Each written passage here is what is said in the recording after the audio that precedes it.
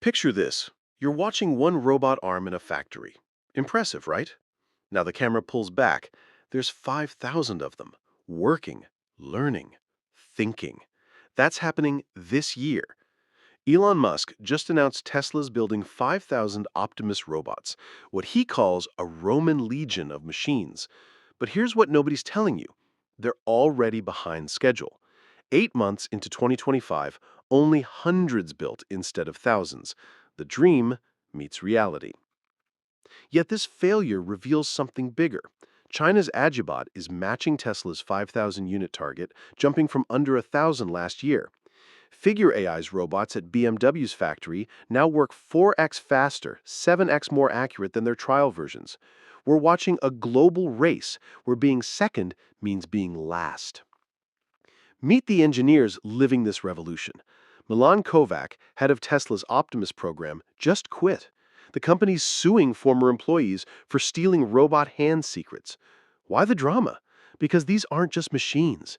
They're potential replacements for 45% of human tasks. Inside Tesla's Fremont factory, something extraordinary happens daily. Optimus robots with 11 degrees of freedom in their hands fold shirts, sort battery cells. Their next version moves actuators to the forearm like human tendons, achieving 22 degrees of freedom, enough to do almost anything you can. But here's the bottleneck destroying timelines. Batteries.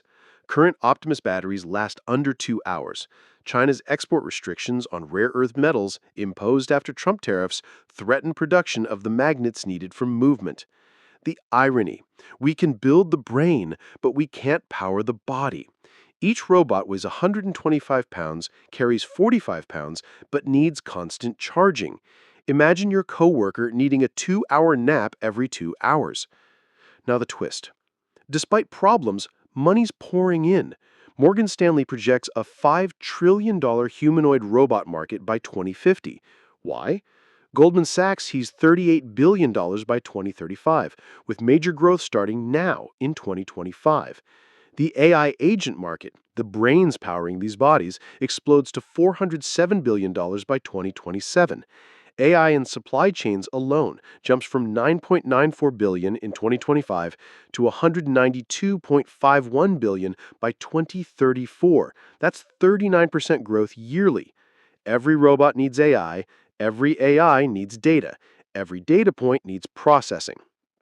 At Beijing's World Robot Conference, 200 companies unveiled 1,500 products. Unitree's G1 performs martial arts. UBTech's Walker S2 changes its own battery, solving Tesla's biggest problem. UBTech has 500 orders from major automakers for their Walker S1. Meanwhile, Figure AI builds new facilities every 90 days, targeting mass production in 2025.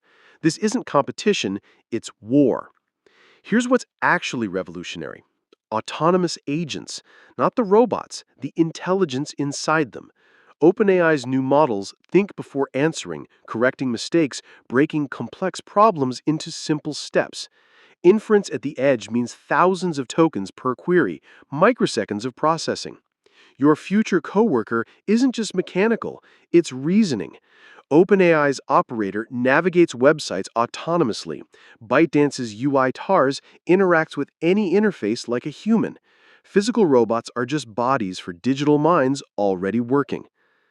Unexpected benefit: green tech.